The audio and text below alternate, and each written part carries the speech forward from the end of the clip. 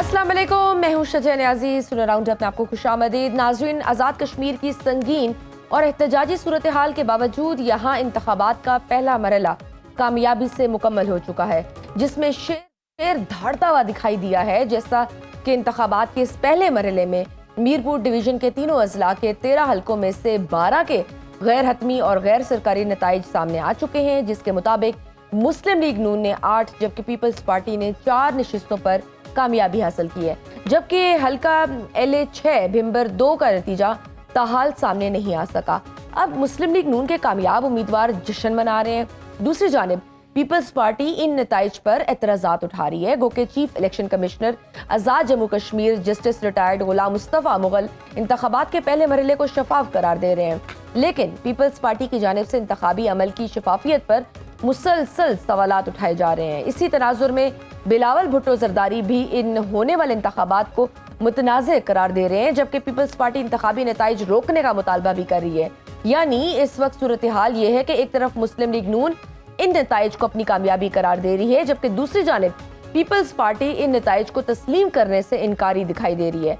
आज बिलावल भुट्टो ने जारहाना खिताब करते हुए कहा है कि वो आज़ाद कश्मीर को जम्मू कश्मीर नहीं बनने देंगे और छीनी हुई नशिस्तें 100% वापस लेंगे। उन्होंने रियासत पाकिस्तान को मुखातिब करते हुए ये भी कहा कि वो नून लीग की हमायत क्यों कर रही है। इस हवाले से उन्होंने मीडिया गुफ्तगू की, उसकी एक झलक देखते हैं कि उन्होंने क्या कहा है। पाकिस्तान पीपल्स पार्टी ने ये सीटें जीते हैं। कश्मीर का बच्चा बच्चा जानता है कि मीरपुर में पाकिस्तान पीपल्स पार्टी की अक्सरियत है और इंशाअल्लाह ताला जो इन्होंने आपसे वोट चोरी किया है, जो इन्होंने मीरपुर के वोट पे डाका मारा है, जो इन्होंने कोटली के वोट पे डाका मारा है, इंशाअल्लाह ताला मैं उनको नहीं छोड़ूंगा और आपको ये वोट दिलवा के रहूंगा। पाकिस्तान ने ये फैसला करना है कि क्या हमारे लिए कौमी मफाद ज्यादा अहम है या नून लीग का मफाद ज्यादा अहम है। ये आजाद कश्मीर है, हम कभी भी इसको मकबूजा कश्मीर नहीं बनने देंगे। अब यहाँ सबसे अहम सवाल ये पैदा होता है कि क्या आज़ाद कश्मीर के इंतखाबात का ये तनाज़े वफाक में मुस्लिम लीग नून और पीपल्स पार्टी के सियासी ताल्लुकात पर भी असरअंदाज हो सकता है। देखा जाए तो एक आम तासुर ये मौजूद है कि मुल्की सियासत में मुस्लिम लीग नून और पीपल्स पार्टी का इत्तेहाद असूली तौर पर कोई नजरियाती इत्तेहाद नहीं, बल्कि ये बुनियादी तौर पर सियासी जरूरत और इक़्तिदार के तवाज़ुन से जुड़ा हुआ ताउन है।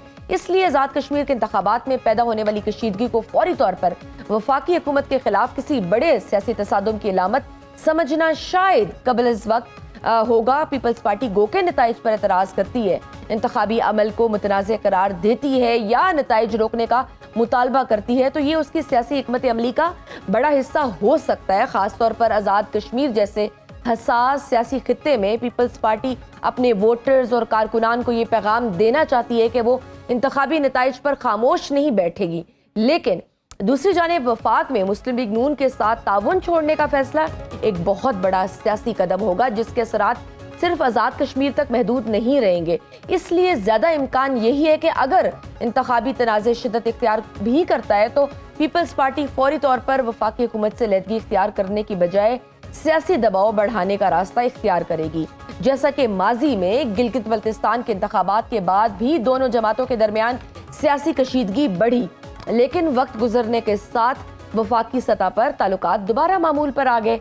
ये भी मुमकिन है कि आज़ाद कश्मीर के इंतखाबी नताइज पर मौजूदा तलखी इंतखाबी मरहले के इख्तिताम, कानूनी और सियासी अमल और नताइज के हतमी होने के बाद कम हो जाए। अब आज़ाद कश्मीर के इंतखाबात के पहले मरहले में मुस्लिम लीग नून की 8 नशिस्तों पर कामयाबी बिलाशुबा पार्टी के लिए एक अहम सियासी पेशरफ्त है।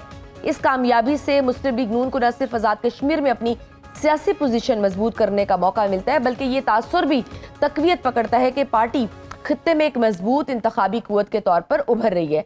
लेकिन यहाँ एक अहम सियासी तासुर भी मौजूद है कि आज़ाद कश्मीर का इंतखाब मुस्लिम लीग नून के लिए सिर्फ एक इलाकाई इंतखाब नहीं, बल्कि उसकी वफाकी सियासत पर भी असरअंदाज हो सकता है।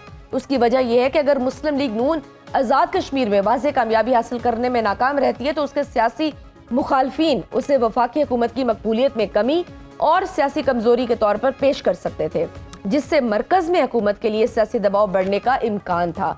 इसके बरक्स अगर मुस्लिम लीग नून आज़ाद कश्मीर में हुकूमत बनाने की पोजीशन में आती है तो उससे ये सियासी फायदा हासिल होगा کہ وہ اپنی حکومت کے حق میں ایک تازہ انتخابی مینڈیٹ کا بیانیہ تشکیل دے سکے گی. لیکن یہاں یہ بھی یاد رکھنا ضروری ہے کہ آزاد کشمیر کے انتخابی نتائج کو براہ راست وفاقی حکومت کی مقبولیت کا پیمانہ قرار دینا درست نہیں ہوگا، کیونکہ آزاد کشمیر کی سیاست کے اپنے علاقائی، مقامی اور امیدواروں سے متعلق عوامل بھی ہوتے ہیں. اب دوسری جانب اہم بات یہ بھی ہے کہ تحریک انصاف نے انتخابات کا بائیکاٹ کر رکھا ہے. سوال یہ کہ کیا یہ فیصلہ درست تھا؟ اس فیصلے کے حق میں یہ دلیل دی جا سکتی ہے کہ اگر پارٹی کو انتخابی عمل پر شدید تحفظات تھے اور اسے خدشہ تھا کہ اسے برابر کا سیاسی میدان نہیں ملے گا تو بائیکاٹ کے ذریعے احتجاج ریکارڈ کرانا ایک سیاسی حکمت عملی ہو سکتی ہے. لیکن دوسری طرف انتخابی سیاست میں بائیکاٹ کا سب سے بڑا نقصان یہ ہوتا ہے کہ پارٹی اپنی انتخابی موجودگی اور ووٹرز کو براہ راست منظم کرنے کا موقع کھو دیتی ہے. اگر تحریک انصاف میدان میں ہوتی اور اسے شکست ہوتی تو وہ نتائج کو چیلنج کرنے کے ساتھ ساتھ اپنی مقبولیت کا بھی اندازہ لگا سکتی تھی. لیکن بائیکاٹ کے باعث اب اس کے پاس انتخابی نتائج پر اثر انداز ہونے کا براہ راست راستہ موجود نہیں. اس لیے مختصر مدت میں بائیکاٹ احتجاج کے طور پر مؤثر ہو سکتا ہے، لیکن طویل مدت میں یہ فیصلہ تحریک انصاف کے لیے سیاسی طور پر فائدہ مند ثابت ہوگا یا نقصان دہ. اس کا فیصلہ اس بات سے ہوگا کہ پارٹی آئندہ انتخابات اور سیاسی عمل میں کس حکمت عملی کے ساتھ واپس آتی ہے.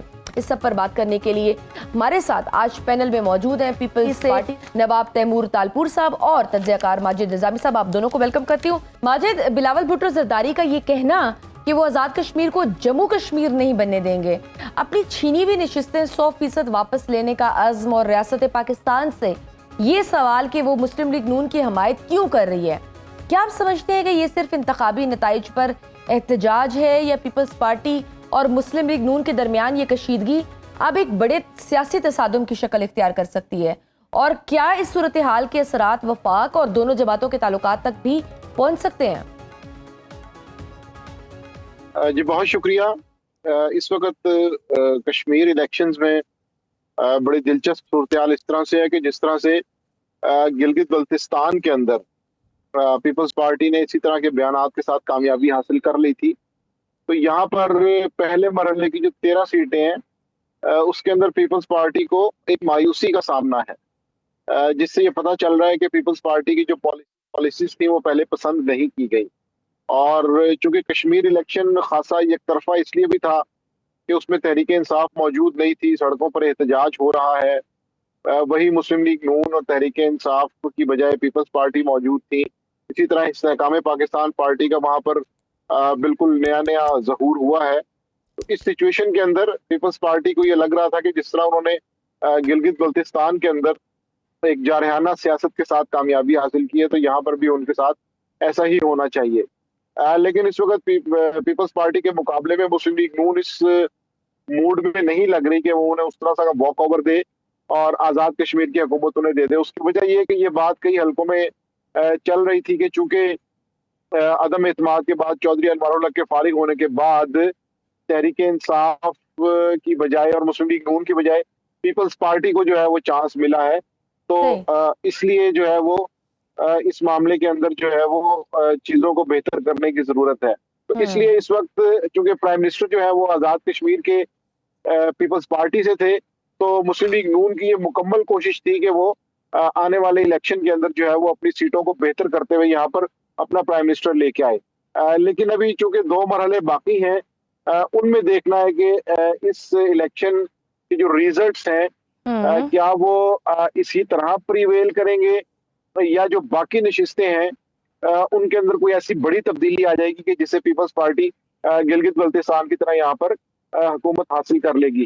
لیکن اس غم و غصے کے بعد یہ سمجھنا کہ پیپلز پارٹی مرکز میں کوئی علیحدہ ہوگی، مجھے ایسا نہیں لگتا. اس کی وجہ یہ کہ وہاں پر جو نمبرز ہیں، جو وہاں پر پوزیشن ہے، اور جس طرح سے 2/3 میجورٹی نیشنل اسمبلی میں ہے اور بہت سی قوانین کے اندر، بہت سی قانون سازیوں کے اندر، آئینی ترامیم کے اندر اس کی ضرورت بھی پڑنی ہے، تو وہاں پر مجھے ابھی تک کوئی ایسی صورتحال نہیں تھی. لیکن کشمیر کے اندر بالکل دونوں جماعتوں کے اندر کشیدگی موجود رہے گی. اچھا، ایک طرف مسلم لیگ نون 8 نشستیں جیت کر سب سے بڑی جماعت بن گئی بھی ہے اور دوسری جانب پیپلز پارٹی انتخابی نتائج کو متنازع قرار دے رہی ہے. کیا یہ محض انتخابی تنازع ہے یا اس کے پیچھے آزاد کشمیر کی سیاست میں طاقت کے بڑے توازن کی جنگ بھی نظر آتی ہے. کیسے دیکھ رہے ہیں آپ پورے اس منظرنامے کو؟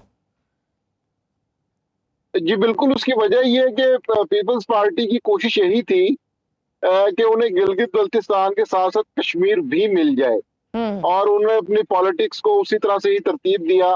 ہمارے سامنے گلگت کی سچویشن ہے کہ جب آپ کو یاد ہوگا کہ رات گئے اسحاق ڈار کی اور بلاول بھٹو کی اسلام آباد میں میٹنگ ہوئی، اور اس کے بعد وہ پیپلز پارٹی الزامات لگا رہی تھی اس سے وہ پیچھے ہٹ گئی، اور ایسے لگنا شروع ہو گیا کہ وہاں پر پیپلز پارٹی کمفرٹیبلی حکومت بنا لے گی.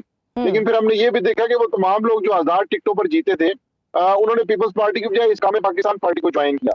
اس سے صاف پتہ چلتا تھا کہ کہیں اس چیز انشور کیا جا رہا ہے کہ پارٹی کے ساتھ ساتھ جو سمپل میجورٹی ہے وہ نہ دی جائے بلکہ ایک کولیشن حکومت ہو. اسی طرح کشمیر کے اندر بھی ابھی دیکھنا یہ کہ اگلے 2 مرحلوں میں کیا استحکام پاکستان پارٹی اسی طرح ایک اچھے کولیشن پارٹنر کی طرح سامنے آئے گی، یا پیپلز پارٹی اور جو ہے وہ علیحدہ اکثریت حاصل کر کے اپنی حکومت بنا لیں گے. تو اس لیے یہ جو سیاسی مارکا ہے یہ مجھے 10 اگست تک تو ہوتا بالکل نظر آ رہا ہے، اور وقت کے ساتھ ساتھ اس کی شدت میں اضافہ بھی ہوگا. لیکن 10 اگست کو پھر یہ پتہ چلے گا کہ کیا کون سی جماعت آگے آئی ہے، اور کیا وہ مرکز اسلام آباد کی طرح کولیشن گورنمنٹ میں جائیں گے، یا پھر وہ آزاد کشمیر کے اندر ایک دوسرے کی اپوزیشن کی طرف نکل جائیں گے. اچھا، مسلم لیگ نون کے لیے ان انتخابات کی سیاسی اہمیت کتنی ہے؟ کیا آزاد کشمیر میں کامیابی کو واقعی وفاقی حکومت کی مقبولیت کے ساتھ جوڑنا درست ہوگا، یا یہ دونوں بالکل مختلف سیاسی پیمانے ہیں؟ اور اگر مسلم لیگ نون یہاں کامیاب نہ ہوتی تو کیا واقعی وفاقی حکومت کے لیے سیاسی خطرات بڑھ سکتے تھے؟ دیکھیے، مسلم لیگ نون کو گلگت میں جو ایک سیاسی دھچکا پہنچا ہے اس کے بعد انہوں نے اس چیز کے اوپر پلاننگ کی اور اس چیز کو انشور کیا کہ انہیں یہ سیاسی شکست کشمیر کے الیکشنز میں نہ ہو. اور جس طرح سے ہمارے سامنے تھا کہ گلگت کے اندر وہ جتنی کیمپیننگ تھی، میاں نواز شریف ایک دفعہ چلے گئے، باقی وہاں کے جو لیڈرز تھے انہوں نے اس طرح سے کیمپین میں حصہ نہیں لیا، اور ان کا یہ خیال ہے کہ وفاق میں موجود ہیں تو اس لیے ہمیں زیادہ محنت کرنے کی ضرورت نہیں ہے. تو اب اس سارے معاملے کے بعد مسلم لیگ نون نے کشمیر کے اندر اپنا پولیٹیکل ایکٹیو کیا، اور انہوں نے باقاعدہ اس چیز کو انشور کیا. حالانکہ کئی جگہوں پہ انہوں نے الیکشن کمیشن کے ضابطۂ اخلاقی خلاف ورزی بھی کیے گئے، جہاں پر انہوں نے بسز کا اعلان کیا میاں نواز شریف نے. پھر اس طرح انہوں نے کہا کہ ہم یہاں پر ان کو فوراً لے کے آئیں گے. پھر اس طرح کی ویڈیوز بھی جاری ہوئی کہ جی بسز پہنچ گئی ہیں. تو اس سے پتہ چلتا ہے کہ انہوں نے گلگت سے زیادہ اس کو تھوڑا سا سیریس لیا ہے، اور یہاں پر کیمپیننگ کے حوالے سے بھی انہوں نے بہتر منصوبہ بندی کی ہے. تو اس لیے میرا یہ خیال ہے کہ مسلم لیگ نون نے گلگت الیکشن کی نسبت آزاد کشمیر کے الیکشن کے اوپر زیادہ فوکس کیا، اور ان کا یہ خیال ہے کہ پیپلز پارٹی کی بلیک میلنگ سے بچنے کے لیے بھی ضروری ہے کہ آزاد کشمیر کے اندر ان کی حکومت ہو، پیپلز پارٹی کی حکومت نہ ہو. کیونکہ اگر گلگت میں بھی پیپلز پارٹی کی حکومت ہوگی، اسی طرح آزاد کشمیر میں بھی پیپلز پارٹی کی حکومت ہوگی، تو یہ نیریٹو جو ہے یہ زیادہ بہتر انداز میں بتایا جا سکتا ہے کہ مسلم لیگ نون جو ہے وہ مقبول نہیں رہی، اور ان کے 2 ٹیسٹ ہوئے تھے جس کے اندر وہ پاس نہیں ہو سکے. تو میرا خیال ہے کہ اس وجہ سے مسلم لیگ نون گلگت بلتستان کے بعد آزاد کشمیر کے اوپر زیادہ فوکس کر رہی ہے. بالکل ٹھیک. ہمارے ساتھ اب موجود ہیں پیپلز پارٹی کے رہنما تیمور تالپور صاحب بھی. آپ کو ویلکم کرتی ہوں سنو راؤنڈ اپ میں. تیمور تالپور صاحب، بلاول بھٹو زرداری نے یہ کہا کہ پیپلز پارٹی اپنی چھینی ہوئی نشستیں 100% واپس لے گی اور آزاد کشمیر کو جموں کشمیر نہیں بننے دے گی، جبکہ ریاست پاکستان سے یہ سوال بھی کیا کہ وہ مسلم لیگ نون کی حمایت کیوں کر رہی ہے. کیا پیپلز پارٹی کے پاس ایسے ٹھوس شواہد موجود ہیں جن کی بنیاد پر یہ الزام لگایا جا رہا ہے؟ اور اگر آپ کے مطالبات تسلیم نہیں کیے گئے تو کیا پیپلز پارٹی اس معاملے کو عدالتوں اور احتجاج سے آگے لے جاتے ہوئے وفاقی حکومت کے ساتھ اپنے سیاسی تعلقات پر بھی نظر ثانی کرے گی؟ بسم اللہ الرحمن الرحیم. بہت بہت شکریہ. پہلی بات تو دیکھیں، یہ فیصلہ چیئرمین بلاول بھٹو صاحب ہی کریں گے کہ وہ آگے اس کو کہاں لے کے جا رہے ہیں. کیا وہ سوچ کے بیٹھے ہیں کہ وہ شاید وفاقی حکومت سے الگ ہو جائیں؟ وہ سپورٹ جو ہے مسلم لیگ نون کو دے رہے ہیں، وہ سپورٹ دیں یا نہ دیں، تو یہ فیصلہ تو وہ خود ہی کریں گے، اس پہ ان کے علاوہ کوئی کمنٹ نہیں کر سکتا. پر جہاں تک بات ہے، ایک ہوتی ہے پری پول ریگنگ ایک ہوتی ہے پولنگ ڈے ریگنگ. ہر چیز، ہر ہتھ کنڈا ان لوگوں نے پورا یوز کیا ہے. اور دکھ اس بات کا ہے کہ ہم شکایتیں کرتے رہے، وہاں پہ بسز کے اعلان ہوتے رہے، پھر بسز پہنچ گئیں، پھر الگ الگ اسکیمز کا وہاں پہ اعلانات ہوتے رہے، اور ہم کہتے رہے الیکشن کمیشن کو کہ نوٹس لیں، پر پتہ نہیں کیوں کس کے کہنے پر الیکشن کمیشن نے کسی چیز کا نوٹس نہیں لیا. اور آخر میں پولنگ ڈے پر بھی آپ نے جا کے دیکھا کہ جو ہمیں خدشے تھے، کہیں پولنگ بند کر دی، کہیں ووٹ نہ ہونے دیے. تو اس کے بعد ایک سوچی سمجھی سازش کے تحت پاکستان پیپلز پارٹی کو ہرایا گیا ہے. اور آف کورس یہ بات یہاں پر ختم نہیں ہوگی، یہ بات بہت آگے تک جائے گی. ٹھیک. اور یہ جو ہمارے چیف الیکشن کمشنر آزاد جموں کشمیر انتخابات کے پہلے مرحلے کو تو وہ صاف اور شفاف قرار دے رہے ہیں، جبکہ پیپلز پارٹی اس کے برعکس انتخابی عمل پر بھی سوال اٹھا رہی ہے. تو کیا Peoples Party chief election commissioner کے موقف کو بھی چیلنج کر رہی ہے؟ اور اگر ایسا ہے تو پھر آپ کے نزدیک شفاف انتخابات کی ضمانت کون دے سکتا ہے؟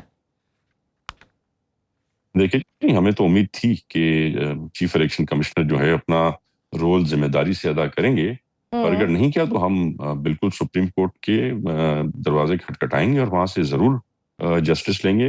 اتنی دھاندلی، اس قسم کی پری پول ریگنگ، اس کے بعد پاکستان پیپلز پارٹی کے ایک کارکن کو شہید کر دیا گیا، تو یہ ساری کوئی چھوٹی باتیں نہیں ہیں، یہ بڑی باتیں ہیں. اور چیئرمین صاحب ان چیزوں کو ایسے جانے نہیں دیں گے، یہ باتیں کافی آگے تک جائیں گی.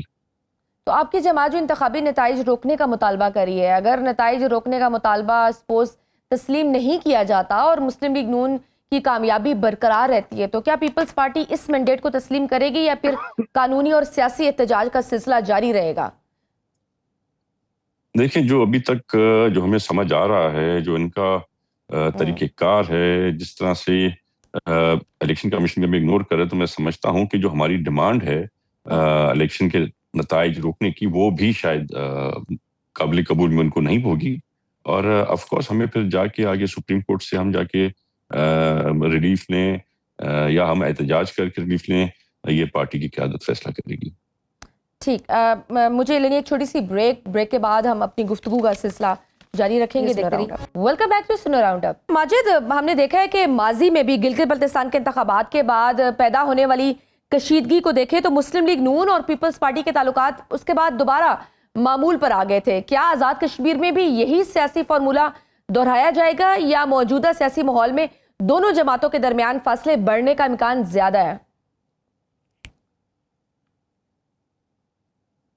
جی ماجد صاحب. اس وقت سندھ میں جو ایم کیو ایم اور پیپلز پارٹی کی ایک سیاسی محاذرائی ہوتی تھی آج سے 10-15 سال پہلے، وہ یاد آ رہی ہے کہ جس میں وزارتوں سے استعفے بھی ہوتے تھے، تند و تیز سیاسی بیانات بھی ہوتے تھے، ایک دوسرے کے خلاف احتجاج بھی ہوتا تھا، لیکن پھر دونوں جو ہے وہ حکومت میں بھی کہیں نہ کہیں شامل ہو جاتے تھے، ایم کیو ایم آ جاتی تھی. مرکز کا اس وقت جو نقشہ ہے اور جو اسکور کارڈ یا چیس کارڈ جو نیشنل اسمبلی کا ہے، اس کے اندر نمبرز ایسے ہیں کہ جس میں پاکستان پیپلز پارٹی تمام تر اختلافات کے باوجود بھی اس کے لیے ایک بڑا مشکل فیصلہ ہوگا کہ وہ مرکز سے سیاسی طور پہ اپنے آپ کو علیحدہ کر کے اپوزیشن میں لے کے آئے. اس کی وجہ یہ ہے کہ وہ جو نمبرز ہیں جب وہ چینج ہوں گے تو پھر میرا خیال ہے کہ جو نیشنل پالیٹکس ہے وہ سب کی سب بدل جائے گی. تو کیا اس وقت جولائی میں یا اگست میں ایسی کوئی ہوائیں چلنا شروع ہو گئی ہیں؟ مجھے فی الحال ایسا نہیں لگ رہا، کیونکہ پیپلز پارٹی کا مرکز سے جانا اس بات کی علامت ہوگی کہ اب شہباز گورنمنٹ جو ہے اس کے دن کم رہ گئے ہیں اور اس کے جانے کی تیاری ہو گئی ہے. تو فی الحال خیبر پختونخوا میں تحریک انصاف کے خلاف جو بھی بیان بازی ہو پیپلز پارٹی کی طرف سے، یا پنجاب میں ان کے گورنر مسلم لیگ نون کے اوپر جو بھی سیاسی گولہ باری کرتے ہیں، گلگت بلتستان میں ہم نے دیکھا کہ معاملات ایک تخی تک پہنچے، لیکن پھر بلاول بھٹو اور اسحاق ڈار کی ملاقات ہوئے، پھر ملاقاتیں ہوئی جس کے اندر پھر گلگت بلتستان کا جو الیکشن ہے وہ کلیئر ہو گیا. اسی طرح اب چونکہ 3 فیز میں الیکشن ہے اور ابھی صرف سیٹوں پہ الیکشن ہے، تو باقی 2 فیزز کی جو پولیٹیکل ڈیولپمنٹس ہیں وہ بڑی انٹرسٹنگ ہوں گی. اس میں یہ دیکھنا ہوگا کہ کیا یہ فاصلہ بڑھ رہا ہے، کم ہو رہا ہے. ہو سکتا ہے سیکنڈ فیز میں पीपल्स पार्टी इतनी सीट्स हासिल कर ले कि वो ये समझें कि जो मुकाबला है वो एक तरफा नहीं है, बल्कि उन्हें भी अकोमोडेट किया जा रहा है। लेकिन हमने ये देखना है कि ओवरऑल 10 अगस्त तक जो पॉलिटिकल एक लैंडस्केप में चीजें इवॉल्व होंगी, उससे बेहतर अंदाजा लगाया जा सकता है कि महाजराई किस हद तक जाएगी। लेकिन मेरा ख्याल है कि गिलगित बल्तिस्तान और आज़ाद कश्मीर के मामले इतने बड़े मामले नहीं हैं कि पीपल्स पार्टी मरकज के अंदर जो है वो एक सियासी भूचाल अच्छा ठीक। अच्छा तैमूर तालपुर साहब, अभी मैं मरीम नवाज साहिबा का बयान देख रही थी स्क्रीन पर। वो कह रही हैं कि आपको स्पिरिट का मुजाहरा करना चाहिए, अपनी हार मान लेनी चाहिए। गिलगित बल्तिस्तान में अगर आप जीत गए थे तो वहाँ धांधली नहीं थी, यहाँ आप हार रहे हैं तो आप कंसिडर करेंगे धांधली हो गई हुई है। और वो तो कह रहे हैं कि ये खुद एहतसाबी का मुजाहरा करें, आप अपनी करेंगे अकाउंटेबिलिटी करें कि क्या रीज़न है कि आज़ाद कश्मीर के लोगों ने आपको वोट नहीं दिया। खुद एहतसाबी करें कि अवाम ने आपको वोट क्यों नहीं दिया। वो तो आपको ये मशवरा दे रही हैं। हाँ, देखिए उनके मशवरे तो हम नहीं चल सकते, ना ही हमारी पार्टी उनके मशवरे पे चलेगी। अगर हम इलेक्शन हारे होते और एक फेयर एंड फ्री इलेक्शन होता तो हमने हमेशा अपनी हार, जब हार होती है तो हम कबूल करते हैं, और हमने हमेशा पहले भी कभी ऐसे हुआ है तो हमने अपनी हार कबूल जरूर की है। पर जब एक चीज आपके सामने है, जब 30 पोलिंगों पर एकदम से हमला करके और उनको चलने नहीं दिया जा रहा, इतनी सारी पोलिंग्स, हमारे पास पूरा एविडेंस पड़ा हुआ है, वीडियो एविडेंस है जिसमें हमारे पोलिंग्स पे वोटर्स को नहीं जाने दिया, पोलिंग जबरदस्ती बंद कर दिए। तो इन सब चीजों के बाद मैं समझता हूँ मरीम नवाज साहिबा को बजाय इसके कि हमें एडवाइस दे, हमारे वो प्रूफ, हमारी वो वीडियोस, हमारी वो क्लिप्स देखें जिनमें हमारे पास ये सारी चीजें सामने हैं। शायद हो सकते उसके बाद वो शायद अपना इरादा बदल दें, और शायद वो खुद ही कहें कि इलेक्शन फिर से होना चाहिए और रिजल्ट रोकने चाहिए जब तक सारी चीजों का मसला हल ना हो। ठीक। अच्छा, एक तासुर ये भी है कि पीपल्स पार्टी और मुस्लिम लीग नून के दरमियान वफाक में तावन बुनियादी तौर पर सियासी ज़रूरत पर कायम है, इसलिए दोनों जमातें एक दूसरे पर तनकीद तो कर सकती हैं लेकिन फिर एक दूसरे से मुकम्मल सियासी लदगी इख्तियार करना आसान नहीं है। हमने ये चीज़ हमने गिलगित बल्तिस्तान के उसमें भी देखी कि आप लोगों ने एक दूसरे पर शदीद तनकीद की लेकिन बाद में आप लोग एक साथ इकट्ठे बैठ गए। और अभी भी यही समझा जा रहा है कि ये जितनी भी तनकीद है ये सब सिर्फ इलेक्शन तक है, उसके बाद दोबारा मामला सेट हो जाएंगे आप दोनों के। देखिए जी, हमने तो कुर्बानियां देते आए हैं और कुर्बानियां अभी भी दे रहे हैं। ये शहबाज शरीफ साहब को पता है और वो मानते हैं कि उनका 2 बार प्राइम मिनिस्टर बनना सारा जो है पाकिस्तान पीपल्स पार्टी की वजह से था। इनको 2 बार हुकूमत में लाना पाकिस्तान पीपल्स पार्टी की मुशक्कत मेहनत के थ्रू हुआ था, और हमने ये कोई नवाज शरीफ या शहबाज शरीफ साहब के प्यार में नहीं किया था। हमने इस मुल्क की बेहतरी के लिए, जो इकोनॉमिक क्राइसिस में इमरान खान ने डाल दिया था, उस इकोनॉमिक स्टेबिलिटी के लिए किया था। जो पॉलिटिकल अनस्टेबिलिटी इमरान खान ने पूरे पाकिस्तान में मचा दी थी, हमने उससे पाकिस्तान को निकालने के लिए ये कुर्बानी दी थी नून लीग की हुकूमत लाके। तो मेरे ख्याल से हम जितनी कुर्बानी दे सकते हैं हमने दी है, हम दे रहे हैं, पर सब्र का भी एक पैमाना होता है और बर्दाश्त की अभी तो सर आप लोगों पे बड़े-बड़े इल्जामात लग रहे हैं। 3000 अरब करप्शन के इल्जामात लगाए जा रहे हैं कि आपके सूबे में, सिंध में करप्शन हो रही है और सिंध में बड़े बुरे हालात हैं। अभी भी यही कह रहे हैं कि आप सिंध, अपने सूबे पे जो है ना तवज्जो देने की ज़रूरत है। क्या अभी भी ये सारी चीज़ें लेट गो कर देंगे, कुर्बानी दे देंगे, या फिर मामलात ख़राब होंगे, या अब दैट्स इट? नहीं, मेरे ख्याल से अब चीज़ें इतनी आराम से सुलझने वाली नहीं हैं और इनको एक बहुत टफ टाइम फेस करना पड़ेगा। अगर ये अभी भी चेयरमैन बिलावल भुट्टो की बात नहीं समझते, ये नुकसान खाएंगे और ये खसारे में जाएंगे। सही। माजिद, तहरीके इंसाफ के बाइकआउट को आप सियासी हिकमत अमली के तौर पर कैसे देखते हैं? क्या पार्टी ने एहतजाज के जरिए अपने सियासी मौक़िफ़ को मजबूत किया है, या इंतखाबी मैदान खाली छोड़कर उसने मुस्लिम लीग नून और पीपल्स पार्टी को, बिलखसूस मुस्लिम लीग नून को, एक बड़ा सियासी मौका फराहम कर दिया है? तहरीके इंसाफ को आज़ाद बिल्कुल में हिस्सा लेना चाहिए था। जिस तरह वहाँ पर कानूनी मुश्किल हुई और अदालती मामला उन्हें वो नताइज नहीं मिले जिसकी वो करे थे, तो मुकाबला तो वहाँ पे हुआ है, लेकिन ऐसा मुकाबला कि जिसको हम कह सकते हैं या के अंदर स्पोर्ट स्पिरिट मौजूद नहीं थी। ہونا تو یہ چاہیے تھا کہ وہاں پر جتنی پولیٹیکل پارٹیز ہیں وہ الیکشن میں موجود ہوتی ہیں اور اس کے بعد نتائج آتے تو اسے پتہ چلتا کہ کس کی عوام قبولیت کتنی ہے، لیکن چونکہ وہاں پر الیکشن میں موجود نہیں ہے تو اس لیے کے معاملے کے اوپر سوال تو یقیناً اٹھے گا، اور ایسے ماحول میں جب وہاں پر احتجاج بھی ہے، حالات خراب ہیں، وہاں پر ایک بڑی اپوزیشن جماعت الیکشن میں موجود نہیں ہے، تو یہ جو پوری ایکٹیویٹی ہے ڈیفینیٹلی اس کے اوپر ایک کوشچن تو موجود ہے۔ جی ماجد صاحب، میں یہ کہہ رہی ہوں کہ اگر آپ کو آزاد کشمیر کے انتخابات کے پہلے مرحلے کے نتائج، پیپلز پارٹی کے اعتراضات، پھر مسلم لیگ نون کی جیت اور تحریک انصاف کے بائیکاٹ کو ایک ساتھ دیکھنا پڑے تو آپ کیا اس کو سبب کریں گے کہ اس پورے سیاسی منظرنامے میں سب سے بڑا سیاسی فائدہ کس جماعت کو ہوا ہے؟ دیکھیے، پہلے مرحلے کے نتائج کے بعد تو مسلم لیگ نون ہی آگے ہے۔ مزید یہ ہے کہ دو جو مزید مراحل ہیں ان کے نتائج کا انتظار کرنا ہوگا، تب بھی ایک کلیئر پکچر بنے گی، لیکن پہلے مرحلے میں جیت سے مسلم لیگ نون یہ تعصب بنانے میں ضرور کامیاب ہوئی ہے کہ وہ حکومت بنانے جا رہے ہیں، تو اس کا یقیناً اگلے دو مرحلوں پر بھی فرق پڑے گا۔ اب دیکھنا یہ کہ کیا پارٹی باقی نشستوں پر اتنی محنت ہے کہ وہ اس نیریٹو کو رکھے اور اگلے دو مرحلوں کے اندر وہ چیزیں ایسے بدل دے کہ مسلم لیگ نون کو پہلے مرحلے کی جیت کا فائدہ نہ ہو۔ تو ابھی تک پہلے مرحلے کے اندر تو مسلم لیگ نون یہ نیریٹو بنانے میں کامیاب ہوئی ہے کہ اگلے دو مرحلوں میں انہیں ہی کامیاب ہونا ہے۔ اب اس میں ایکسپرٹ اور ان کی کیمپیننگ ہے، اس کو دیکھ کے اندازہ لگایا جائے گا کہ کیا وہ اس مرحلے کے بعد اگلے دو مرحلوں میں نتائج تبدیل کرنے کی طاقت رکھتے ہیں یا جیت کر اعلان کرے گی۔ ٹھیک، بہت شکریہ سینئر تجزیہ کار زانی اور پیپلز پارٹی کے رہنما تیمور تالپور صاحب ہمارے ساتھ موجود تھے۔ ناظرین، گفتگو آپ نے سنی، وقت چھوٹی سی بریک کا، دیکھتے رہیے سنو راؤنڈ۔ ویلکم بیک ٹو سنو راؤنڈ اپ۔ ناظرین، امریکہ اور ایران کے درمیان بلا شبہ عارضی طور پر جنگ تھم گئی ہے اور دونوں فریقین کے درمیان مذاکرات کا سلسلہ جاری ہے، جیسا کہ امریکی صدر ڈونلڈ ٹرمپ کا یہ دعویٰ ہے کہ ایران کے ساتھ مذاکرات خوشگوار ماحول میں ہو رہے ہیں، لیکن دوسری جانب خطے میں امن کے لیے سب سے بڑا چیلنج اب بھی موجود ہے اور وہ ہے اسرائیل۔ ظاہر ہے اسرائیل کسی بھی صورت اس جنگ کو مکمل طور پر ختم ہوتا نہیں دیکھنا چاہتا، کیونکہ وزیراعظم نیتن یاہو کے لیے یہ جنگ صرف خطے کی سیکیورٹی کا معاملہ نہیں بلکہ اس کی اپنی حکومت اور سیاسی بقا سے بھی جڑی ہوئی ہے۔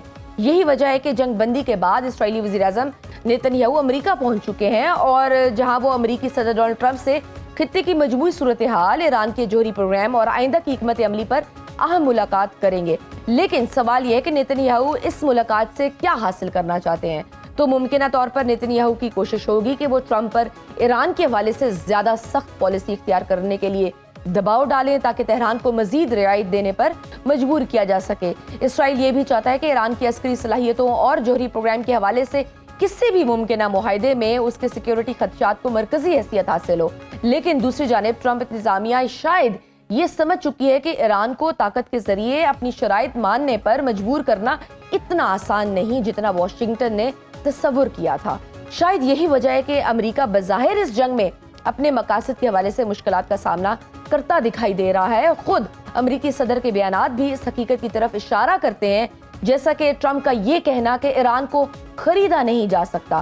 دراصل اس بات کا اعتراف بھی سمجھا جا سکتا ہے کہ ایران اپنی قومی سلامتی اور بنیادی مفادات پر کسی قسم کا سمجھوتا کرنے کے لیے تیار نہیں، چاہے اس پر امریکہ کی جانب سے کتنا ہی دباؤ کیوں نہ ڈالا جائے۔ اب اس تمام صورتحال کو دیکھیں تو یہ کہنا قبل از وقت ہوگا کہ خطے سے جنگ کے خطرات مکمل طور پر ٹل چکے ہیں، کیونکہ ٹرمپ کبھی مفاہمت کی بات کرتے ہیں تو کبھی سخت بیانات اور دھمکیوں کا لہجہ اختیار کرتے ہیں، جبکہ ایران بھی امریکہ اور اسرائیل کی ممکنہ جارحیت کا مقابلہ کرنے کے لیے پرعزم دکھائی دیتا ہے۔ یعنی صورتحال اب بھی گو مگو کا شکار ہے۔ اب اس کشیدگی کے اثرات صرف ایران، امریکہ اور اسرائیل تک محدود نہیں رہے، بلکہ خلیجی ممالک کے اندر بھی ایک خاص کھنچاؤ محسوس کیا جا رہا ہے، جیسا کہ آج عراق سے ایرانی حمایت یافتہ ملیشیا کی جانب سے سعودی عرب پر حملوں کی اطلاعات بھی سامنے آئی ہیں، جس سے یہ خدشہ مزید بڑھ گیا کہ اگر کشیدگی دوبارہ بڑھی تو اس کے اثرات پورے خطے تک پھیل سکتے ہیں۔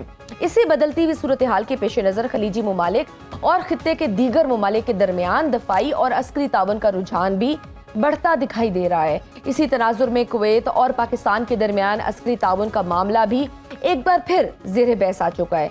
दर हकीकत पाकिस्तान और कुवैत के दरमियान दिफाई और अस्करी ताउन का मुआहिदा 11 जून 2023 को हुआ था, जबकि अब मीडिया रिपोर्ट्स के मुताबिक कुवैती हुकूमत की जानिब से एक हुक्मनामा जारी किया गया है, जिसके तहत पाकिस्तान और कुवैत के दरमियान अस्करी और सिक्योरिटी के शोबों में ताउन के लिए एक बाकायदा फ्रेमवर्क तश्कील दिया गया है। मजीद अहम बात यह है कि कुवैती वजीर खारजा भी पाकिस्तान के 2 रोज़ा दौरे पर पहुंच रहे हैं। इस सूरत हाल का एक पहलू ये भी है कि पाकिस्तान खित्ते में एक जिम्मेदार रियासत के तौर पर अपने सफारती और दिफाई ताल्लुकात को मुतवाज़न रखने की कोशिश कर रहा है। पाकिस्तान न सिर्फ खलीजी ममालिक के साथ अपने दरीना ताल्लुकात को मजबूत रखना चाहता है, बल्कि खित्ते में बढ़ती हुई कशीदगी के दौरान अपने सिक्योरिटी मफादात को भी महफूज बनाना चाहता है। लिहाजा आने वाले दिन इंतहाई अहम है। एक तरफ अमेरिका और ईरान के दरमियान मुज़ाकरात जारी हैं, तो दूसरी जानिब इसराइल जंग के खात्मे के लिए तैयार दिखाई नहीं देता, जबकि खित्ते में प्रॉक्सी तनाज़ात और अस्करी सरगर्मियां भी जारी हैं। अब असल सवाल ये है कि क्या मुज़ाकरात वाकई एक मुस्तकिल अमन की बुनियाद बन सकते हैं, या ये जंगबंदी सिर्फ एक आर्जी वक्फा है जिसके बाद खित्ता दोबारा एक बड़ी जंग की तरफ जा सकता है। आने वाले दिन इस सवाल का जवाब देंगे। इस पर सब पर बात करने के लिए हमारे साथ मौजूद हैं दफाकार rear admiral retired Faisal Shah साहब। आपको वेलकम करती हूँ राउंड अप में। सर, सबसे पहले अगर अमेरिका और ईरान के दरमियान मौजूदा सूरत हाल को देखें तो एक तरफ जंगबंदी के बाद मुज़ाकरात का सिलसिला जारी है, लेकिन दूसरी जानिब इसराइल मुसलसल ईरान के हवाले से सख्त मौक़िफ़ इख्तियार किए हुए है। क्या अमेरिका वाकई ईरान के साथ एक मुस्तकिल समझौते की तरफ बढ़ रहा है, या इसराइल की जानिब से दबाव और खित्ते में मौजूद सिक्योरिटी खदशात इस पूरे सफारती अमल को दोबारा जंग की तरफ ले जा सकते हैं? बहुत शुक्रिया मुझे प्रोग्राम में लेने का। और मैं शुरू में ज़रूर ये कहना चाहूँगा कि आपने बहुत अच्छा अहाता किया है चीज़ों का, इस वक्त सिचुएशन का, तमाम पहलुओं को आपने टच किया है। और जो आपका सवाल है वो भी बड़ा पर्टिनेंट है और ये हर एक के जहन में है इस वक्त। देखें, अमेरिका और ईरान ये जंग तो लड़ रहे हैं और इन दोनों को ये पता चल गया है कि बातचीत के अलावा कोई रास्ता नहीं। अच्छा, दोनों बेसिकली फील्ड में पोजीशन ऑफ स्ट्रेंथ लेने की कोशिश करते रहे हैं। और जो एमओयू हुआ उसमें ये कह सकते हैं आप कि ईरान का पलड़ा भारी रहा, लेकिन अब जाहिर बात है कि अमेरिका को वापस भी जाना है। और आपने जो अपने एनालिसिस में या अपने इब्तिदाइया में बातें की हैं वो बिल्कुल दुरुस्त हैं कि अमेरिका को ये अंदाजा हो गया है कि ईरान को एक तो वो ताकत के जोर पे जेर नहीं कर सकता, दूसरा अमेरिका इस जंग से निकलना चाहता है, तीसरा प्रेसिडेंट ट्रंप का तो ये नारा रहा है कि मैं तो जंगें खत्म करने आया हूँ, मैं जंगें शुरू करने नहीं आया हूँ। तो फिर ये भी उसकी नफी हो रही है, तो वो इससे निकलना चाहते हैं क्योंकि मिड टर्म इलेक्शंस आ रहे हैं। और चौथी एक इम्पोर्टेंट चीज देखिए ये है कि अमेरिका को ईरान की इस खित्ते में जरूरत है। ये मेरा अपना तज्जिया है, इसलिए कि पिछली कई दिहाइयों से अगर आप देखें, फॉर इंस्टेंस 50 दिहाइयों का डेटा अगर आप निकाल लें तो आपको नजर आएगा कि अमेरिका इस खित्ते में अगर अपना असर और रसूख कायम रख सका है तो वो ईरान के बलबूते पे रख सका है। उसने यहाँ खित्ते के ममालिक को ये बताया है कि ईरान तुम्हारा दुश्मन है और मैं निजात दहिंदा हूं तुम्हारा। तो अमेरिका कभी भी नहीं चाहेगा कि ईरान को उस नहज पे ले आए जहां पे ईरान कोई थ्रेट ना रेडिएट कर सके और खित्ते के ममालिक उससे ना डरें। इजराइल की ये कोशिश है कि अमेरिका, क्योंकि कई दिहाइयों के बाद इतना साजो सामान लेकर आया है और अकेला इजराइल ईरान को खत्म नहीं कर सकता, तो अमेरिका ये काम खत्म करके जाए और इजराइल की मंशा के मुताबिक खत्म करके जाए, ताकि इजराइल इस खित्ते में ऑटोमेटिकली एक डोमिनेटिंग पावर के तौर पे सामने है और फिर ग्रेटर इजराइल का जो एजेंडा है उस पर काम किया जाए। इजराइल को ये भी पता है कि अब अगर अमेरिका चला गया ये काम खत्म किए बगैर इजराइल की मंशा के मुताबिक, तो फिर पता नहीं कब दोबारा आएगा। तो ये बहुत सारे इसमें फैक्टर्स हैं। एक तरफ मैं देखता हूं कि अगर वो जो 4 चीजें मैंने आपको पहले बताई हैं कि अब जो अमेरिका समझता है ईरान के बारे में, अगर उनको मलूज़े खातिर रखा जाए तो मैं समझता हूं कि जरूर एग्रीमेंट होगा, क्योंकि इसके बगैर तो कोई चारा ही नहीं है, ना सिर्फ इन दोनों के लिए बल्कि बाकी पूरी दुनिया के लिए भी, क्योंकि जो स्ट्रेट ऑफ हॉर्मुज़ के बंद होने से तकलीफ दुनिया के कोने कोने में हो रही है, दुनिया उसको ज्यादा देर बर्दाश्त नहीं कर सकती। लेकिन जब मैं दूसरी साइड देखता हूं कि इजराइल का ये एजेंडा है, तो बिल्कुल इजराइल स्पॉइलर का रोल अदा करता रहेगा। और वो कोई ना कोई क्योंकि ऐसी शरारत करता बिल्कुल रहेगा कि अभी ये वज़ीर आज़म फुलझड़ियां नेतन्याहू चलती की रहें अमेरिका दोनों में तरफ। सदर ट्रंप से मुलाकात को अगर देखा जाए तो बज़ाहिर ईरान का जौहरी प्रोग्राम, उसकी अस्करी सलाहियतें और मुस्तकबिल की सिक्योरिटी हिकमत अमली इस मुलाकात के अहम मौज़ूआत होंगे जो हम एक्सपेक्ट कर रहे हैं। लेकिन फिर सवाल ये है कि नेतन्याहू ट्रंप से अमली तौर पर क्या हासिल करना चाहता है? क्या इजराइल ईरान के जौहरी और मिसाइल सलाहियतों को मुकम्मल तौर पर ख़त्म करना चाहता है? देखिए, मैं आपको बताया ना कि इजराइल तो ये चाहता है कि ईरान को बिल्कुल खत्म कर दिया जाए, नेस्त तो नाबूद कर दिया जाए, ईरान को घुटने टेकने पे मजबूर किया जाए ताकि इजराइल अपनी मनमानी कर सके। ये तो इजराइल का ऑब्जेक्टिव है, ये पूरी दुनिया को क्लियर है। और इजराइल को इस वक्त दुनिया में कोई और परेशानी है ही नहीं सिवाय इसके कि ईरान की तबाही हो जाए। लेकिन ये अमेरिका के स्ट्रेटेजिक इंटरेस्ट में नहीं है। और अमेरिका के अगर स्ट्रेटेजिक इंटरेस्ट में नहीं है तो अब ये प्रेसिडेंट ट्रंप पे डिपेंड करता है कि वो कितना नेतन्याहू को सुनते हैं और कितना अपने मुल्क के स्ट्रेटेजिक इंटरेस्ट को परवान चढ़ाते हैं। ये जो इस मुलाकात के बाद क्या निकलता है, ये मेरे ख्याल सबके लिए, तमाम एनालिस्ट जो दुनिया में बैठे हुए उनके लिए बहुत अहम है कि क्या नेतन्याहू इस दफा भी उनको जुल्म देने में कामयाब हो जाएंगे या ट्रंप साहब ये समझ चुके हैं कि नेतन्याहू की क्या चाल है और मुझे उसमें फंसना चाहिए कि नहीं चाहिए। अच्छा, अब हम बातें तो कर रहे हैं नेतन्याहू और ट्रंप की, लेकिन देखिए नेतन्याहू और ट्रंप दो लोग नहीं हैं, ये दो इंस्टीट्यूशंस हैं। एक president of the United states है और एक प्राइम मिनिस्टर ऑफ इजराइल है। तो ये दो इंस्टीट्यूशंस हैं, ये दो इंस्टीट्यूशंस की आपस में लड़ाई नहीं कहेंगे, बातचीत कह लें, बहस और मुबाहिसा कह लें, कौन सा इंस्टीट्यूशन किस पे गलबा पाता है, मेरा ख्याल है ये बहुत इंपॉर्टेंट है दुनिया के फ्यूचर के लिए। लेकिन सर, ट्रंप इंतजामिया के रवैये में भी तो बज़ाहिर एक तज़ाद नजर आता है, क्योंकि एक तरफ अमरीकी सदर मुज़ाकरात और मफाहमत की बात करते हैं जबकि दूसरी जानिब सख्त बयानात और दबाव की पॉलिसी भी जारी रखते हैं। आपके ख्याल में क्या वाशिंगटन अब इस नतीजे पर पहुंच चुका है कि ईरान को सिर्फ फौजी ताकत के जरिए अपनी शराइत मानने पर मजबूर करना मुमकिन नहीं, या फिर ये मुज़ाकरात भी दरअसल अमरीकी दबाव की एक हिकमत अमली का हिस्सा हम कंसिडर करें ताकि ईरान को एक ऐसे मुआहदे पर आमादा किया जा सके जो अमरीका और इसराइल के बुनियादी मुतालबात पूरे करता हो?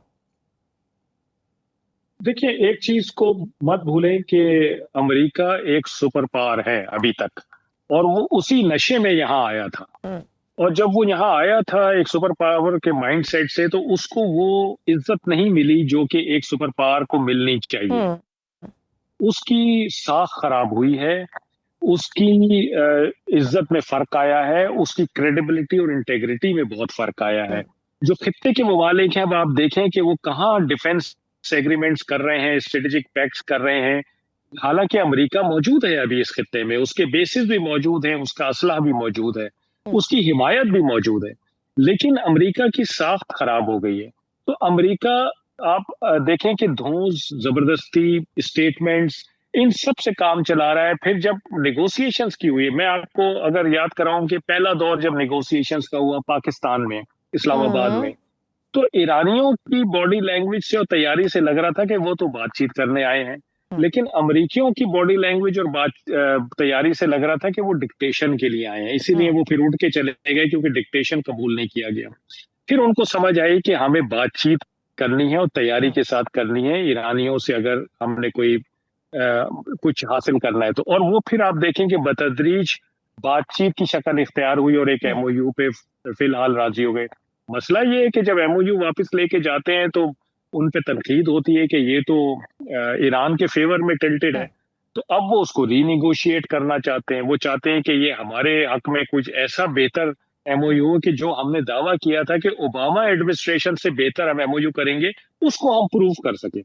तो अमरीकी इस वक्त हर हरबा इस्तेमाल कर रहे हैं, उन्हें जल्द से जल्द इस जंग से निकलना है। उनके अपने अंदरूनी मामला खराब हो रहे हैं, बैरूनी मामला खराब हो रहे हैं, उनको कोई राह नजर नहीं आ रही है, और वो तकरीबन मैं समझता हूँ कि ईरानियों के पैर ही पड़ गए हैं कि किसी तरह हमारे साथ एग्रीमेंट कर लो। एक चीज, दूसरी चीज, ये मत भूलिए कि प्रेसिडेंट ट्रंप एक बिजनेसमैन है, और ये सारे उतार चढ़ाव में उनकी फैमिली ने काफी कुछ कमाया है।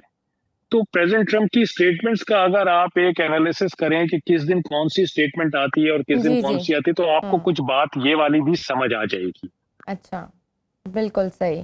اور دوسری جانب ہم یہ بھی دیکھ رہے ہیں، ٹھیک ہے ایک جانب امریکہ کی تو فرسٹریشن بہت زیادہ ہے، وہ ہر صورت میں نکلنا چاہتے ہیں، لیکن ایران کے موقف کو دیکھیں تو تہران مسلسل یہ پیغام دے رہا ہے کہ وہ اپنی قومی سلامتی، خود مختاری اور بنیادی مفادات پر سمجھوتا نہیں کرے گا۔ آپ کے خیال میں ایران اس وقت کس پوزیشن میں ہے؟ کیا جنگ اور مسلسل دباؤ نے ایران کی عسکری اور معاشی صلاحیتوں کو واقعی اتنا کمزور کر دیا ہے کہ اسے بالآخر امریکہ کے ساتھ کوئی نہ کوئی ڈائیلاگ کرنا پڑے، کوئی کمپرومائز کرنا پڑے، یا ایران کے پاس اب بھی اتنی عسکری، جغرافیائی اور علاقائی صلاحیت موجود ہے کہ وہ کسی بھی نئی جنگ کو پورے مشرق وسطیٰ میں ایک بڑے اور طویل تنازع میں تبدیل کر سکتا ہے؟ دیکھیے چلیے، میں سمجھتا ہوں کہ ایران اس وقت صرف اپنی جنگ نہیں لڑ رہا ہے، یہ ہر اس ملک کی جنگ لڑ رہا ہے جس کے اوپر بلا جواز جارحیت کی جا سکتی ہے۔ اور یہ اگر ایران کو آج کچھ ہو جاتا ہے تو آپ بالکل خاطر جمع رکھیے کہ یہ باقی خطے کے ممالک بچیں گے نہیں، ایک ایک کر کے سب کی باری آ جائے گی۔ تو ایران اس وقت اگر کھڑا ہوا ہے تو یہ بہت سارے ممالک کے لیے کھڑا ہوا ہے اور بہت سارے ممالک کی جنگ لڑ رہا ہے۔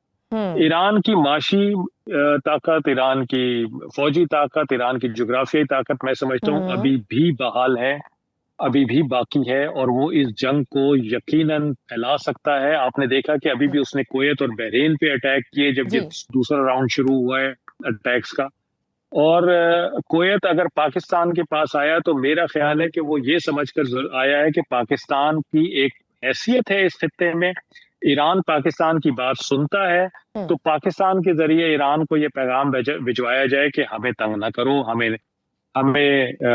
موقع دو اپنی صفائی پیش کرنے کا، اور ہمارے اوپر اٹیکس نہ کرو۔ تو یہ خوف ہے ایران کا جو خطے کے ممالک میں اس وقت آپ کو نظر آتا ہے۔ تو ایران کی وہ تمام طاقت، اگر یہ آپ سمجھتی ہیں کہ صرف بلاکٹ لگانے سے ایران کا تیل اور گیس نہیں جا رہا ہے تو ایران کی معیشت بیٹھ جائے گی، ایسا نہیں۔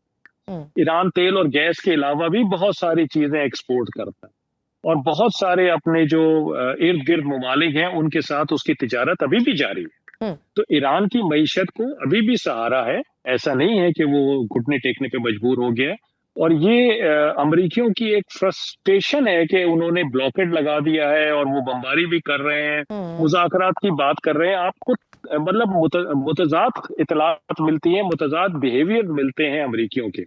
تو یہ فرسٹریشن ہے ایک سپر پاور کی، اور اس کے علاوہ کچھ نہیں کہہ سکتے اس بارے میں۔ ٹھیک سر، ایک بڑا سوال یہ بھی ہے کہ اگر امریکہ اور ایران کے درمیان مذاکرات کامیاب بھی ہو جاتے ہیں تو کیا پھر اسرائیل اس نتیجے کو قبول کرے گا؟ اس کو کون لگام ڈالے گا اور اس کی کون گارنٹی لے گا کہ مستقبل میں امریکہ اور ایران کے درمیان کوئی ایسا معاہدہ ممکن ہے جسے اسرائیل بھی قبول کر لے، یا پھر اسرائیل کی اپنی سیکیورٹی ترجیحات امریکہ اور ایران کے درمیان کسی بھی ممکنہ ڈیل کے راستے میں سب سے بڑی رکاوٹ بن سکتی ہیں؟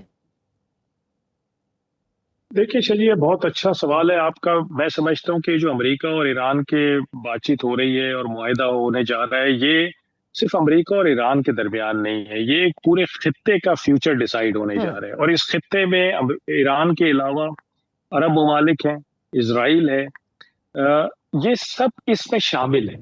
تو یہ پریزیڈنٹ ٹرمپ کا ایک بہت بڑا امتحان ہے کہ وہ ایران سے اگر بات چیت کر رہے ہیں اور ایک معاہدے کے خواہش مند ہیں، تو کیا ان کو یہ کانفیڈنس ہے کہ جو کچھ وہ کریں گے ایران کے ساتھ اس کو خطے کے دیگر ممالک بھی ایکسیپٹ کریں گے؟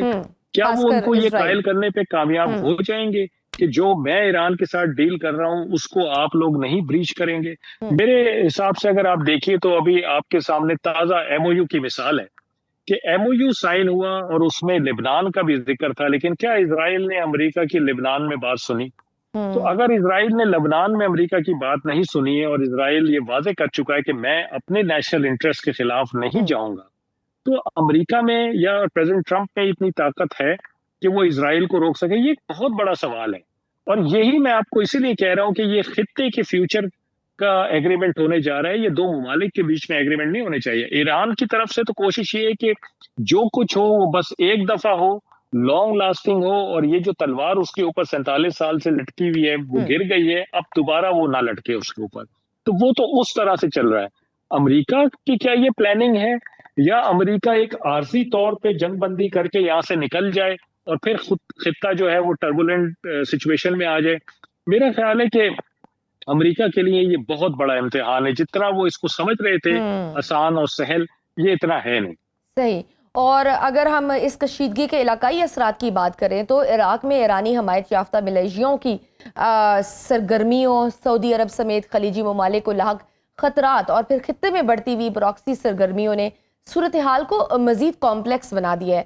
آپ کے خیال میں اگر امریکہ اور ایران کے درمیان مذاکرات ناکام ہوتے ہیں اور دوبارہ براہ راست کشیدگی شروع ہوتی ہے تو کیا یہ تنازع صرف ایران، اسرائیل اور امریکہ تک محدود رہ سکے گا، یا پھر عراق، شام، لبنان، یمن اور خلیجی ریاستیں بھی اس جنگ کا براہ راست حصہ ایکٹیولی بن سکتی ہیں؟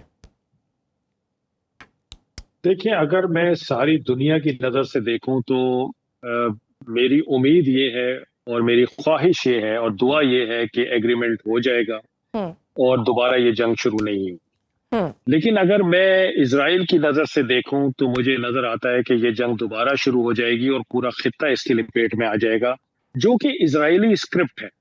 یعنی جب یہ 28 فروری کو جنگ شروع ہوئی ہے تو پہلے دن سے اسرائیل کی یہ خواہش ہے کہ خطے کے دیگر ممالک اس میں شامل ہو جائیں، ڈائریکٹلی شامل ہو جائیں اور اسرائیل اور امریکہ کا ساتھ دیں تاکہ یہ آپس میں لڑ کے کمزور ہو جائیں اور پھر اسرائیل آٹومیٹیکلی اس کا کام ہو جائے اور وہ ایک ڈومینیٹنگ پاور کے طور پہ سامنے آ جائے. اس میں کوئی دو رائے نہیں ہے کہ اگر یہ دوبارہ شروع ہوئی تو اس میں چانسز ہیں کہ خطے کے دیگر ممالک اس میں شامل ہو جائیں، کیونکہ دیکھیں ایران کے پاس تو یہ بڑا لیجیٹیمیٹ ایک جواز ہے، جائز حق ہے اس کا UN چارٹر کے تحت کہ اگر امریکہ ان خطے کے ممالک کے بیسز یوز کرتا ہے اس کے اوپر اٹیک کرنے کے لیے تو پھر ایران ان کو اٹیک کر سکتا ہے. اور وہ ظاہری بات ہے کہ اگر عرب ممالک کی ٹیریٹریز میں ہیں تو پھر وہ انڈر اٹیک آئیں گے اور کر سکتے ہیں. تو یہ ایک بہت کمپلیکس سچویشن بن سکتی ہے اور خطہ اس میں تو پھر سر اس ساری ڈوب سچویشن میں سکتا ہے. آپ کو کیا لیکن لگتا ہے، ظاہری بات ہے کہ پوری دنیا کو اس کے ساتھ آپ کو پرٹیکولرلی خلیجی ممالک کی اگر میں بات کروں تو ان کے امریکہ کے ساتھ بھی دفاعی تعلقات ہیں، پھر ایران ان کا ایک اہم علاقائی ہمسایہ ہے، اس کی بھی اہمیت سے انکار نہیں کیا جا سکتا. تو آپ کے خیال میں خلیجی ریاستیں موجودہ صورتحال میں کس حکمت عملی پر عمل کر رہی ہیں؟ کیا وہ امریکہ کے دفاعی چھتری تلے اپنی سیکیورٹی مزید مضبوط کر رہی ہیں، یا اب انہیں ریئلٹی چیک مل گیا ہے اس جنگ میں، یا آپ کو لگتا ہے کہ ساتھ ہی ایران کے ساتھ سفارتی رابطے بھی برقرار رکھ کر کسی ممکنہ علاقائی جنگ سے خود کو محفوظ رکھنے کی کوشش ہو رہی ہے؟ دیکھیں، ان کو میں سمجھتا ہوں کہ ریئلٹی چیک ایک ہو گیا ان کے پاس کہ جی کسی دوسرے ملک کی گارنٹی، سیکیورٹی گارنٹی ہمارے لیے سیکیورٹی نہیں لا سکتی ہے، خاص طور پہ امریکہ جیسے ملک کی جو کہ خود آ کے جس نے جنگ شروع کی بغیر کسی مشاورت کے عرب ممالک سے، تو وہ تو بالکل گھاٹے کا سودے میں رہے ہیں، بالکل لاس میں رہے ہیں. میرا خیال ہے ان کو یہ سینس آ گیا ہے، خاص طور پہ سعودی عرب کو، قطر کو، عمان کو، کہ ہم نے ایران کے ساتھ تعلقات بہتر کرنے اور اپنے خطے کو خود ہم نے ایک سیکیور علاقہ بنانا ہے. یو اے کی جہاں تک آپ بات کرتی ہیں تو یو اے ابھی بھی انحصار کر رہا ہے اسرائیل پہ، USA پہ اور انڈیا پہ. I2U2 کا آپ نے ذکر سنا ہوگا، کچھ عرصے پہلے یہ گروپ بنا تھا اور ڈورمنٹ ہو گیا تھا. میں سمجھتا ہوں کہ یہ جو I2U2 کے ممالک ہیں چاروں، ان کی خواہش یہ ہے کہ جب یہ جنگ رکے تو اس میں ان کو بڑا کلیدی کردار ادا ملنا چاہیے، اور یہ ایک وار بوٹی کے طور پہ اس کی طرف اس کی خواہش کر رہے ہیں اور ایک دوسرے کا باہمی تعاون ان کو حاصل ہے.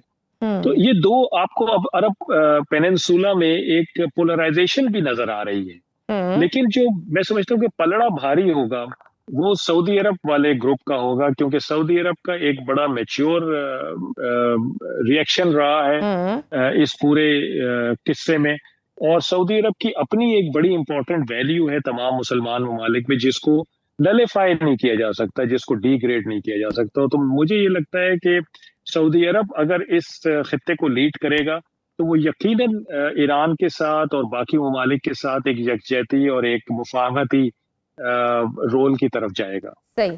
اور اسی تناظر میں obviously آپ نے بھی پہلے مینشن کیا ہے، ہم پاکستان اور کویت کے درمیان دفاعی اور عسکری تعاون کو دیکھیں تو کیا آپ اسے صرف معمول کے دو طرفہ دفاعی تعاون کے طور پر دیکھتے ہیں، یا پھر موجودہ علاقائی صورتحال میں اس کے وسیع تر اسٹریٹجک اثرات بھی ہیں؟ کیا پاکستان آنے والے دنوں میں خلیجی ممالک کے ساتھ اپنے دفاعی تعاون کو مزید بڑھا سکتا ہے؟ देखिए, पाकिस्तान की जो अस्करी कुव्वत है या ताकत है, उसका मुजाहरा पाकिस्तान ने मई 2025 में किया, पूरी दुनिया को दिखाया, जिससे पाकिस्तान की धाक ना सिर्फ ये कि दुश्मन पे, इंडिया पे, भारत पे बैठ गई, बल्कि उसकी धाक पूरे खित्ते में बैठी हुई है और पूरी दुनिया की नजरें पाकिस्तान की आर्म फोर्सेस के ऊपर हैं, उनकी परफॉर्मेंस के ऊपर है। तो मैंने आपको जैसे बताया ना कि एक रियलिटी चेक के तहत उनको ये नजर आ रहा है कि अगर इस खित्ते में हमने किसी पे इन्हिसार कर सकते हैं हम, तो वो पाकिस्तान है। सबसे पहले सऊदी अरब ने हाथ बढ़ाया, अब कतर है, और भी कुछ ममालिक हैं, उर्दून का भी नाम आ रहा है। तो पाकिस्तान की एक हैसियत जो अस्करी तौर पे सामने आई, फिर एक डिप्लोमेटिकली सामने आई, जो कि मीडिएशन के रोल में पाकिस्तान ने एक बड़ा मैच्योर मुजाहरा किया, वो पाकिस्तान का बेसिकली एक बहुत बड़ा एसेट है। फिर पाकिस्तान की जो अच्छी बात सबको नजर आई कि अगर कोई मुल्क किसी दूसरे मुल्क से डायरेक्टली बात नहीं कर सकता, तो पाकिस्तान के उसके साथ अच्छे ताल्लुकात है। फॉर एग्जांपल, ईरान के साथ हमारे अच्छे हैं, यूएसए के साथ अच्छे हैं, चाइना के साथ अच्छे हैं, रशिया, यूरोपियन यूनियन, सऊदी अरब, खित्ते के अरब ममालिक, सबके साथ हमारे ताल्लुकात बड़े अच्छे हैं। तो अब सबको ये एक आसानी हासिल है कि अगर उन्होंने किसी ऐसे मुल्क से बात करनी है, ईरान के हमारे इतने अच्छे ताल्लुकात हैं, तो उन्होंने ईरान से बात करनी है, अगर ईरान उनकी बात नहीं सुनता तो पाकिस्तान के तो जी। तो पाकिस्तान के बहुत सारे बेनिफिट्स हैं जो लोगों को नजर आते हैं, और मेरा ख्याल है कि पाकिस्तान को इससे फायदा हो रहा है और उठाना भी चाहिए। बिल्कुल सही। बहुत शुक्रिया दफाई तजज़ियाकार रियर एडमिरल फैसल शाह साहब मौजूद थे। नाज़रीन, गुफ्तगू आपने सुनी। आज पेपर में बस इतना ही। इजाज़त दीजिए, अल्लाह हाफ़िज़।